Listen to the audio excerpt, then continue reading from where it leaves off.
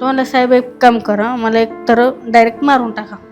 मी गुन्हा केलाय ना, मला मारून टाका, पण तुम्ही काय मला मारू नका. तसं बोललं होतं आणखीनच मारायचं. मग सहनच होत नसं. आणि मग त्याला एक 3-4 दिवस त्याला तो रिमांड घेतला.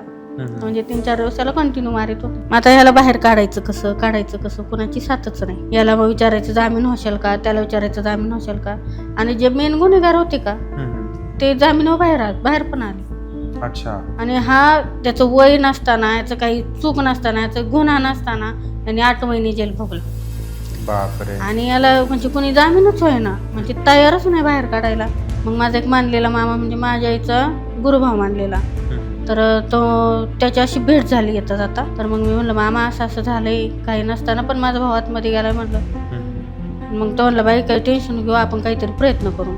आणि जेव्हा जामिनाची वेळ आली, पैशाची वेळ आली, त्यावेळेस त्या मामाने पण हात बाहेर काढला. मामा काय म्हटलं, तुला याच्यावर एक पर्याय, एक माणूस आहे, तुला त्याच्याशी लग्न करावं लागलं. म्हणलं करीन म्हणलं, पण त्याचं वय 50-55 आहे. बापरे.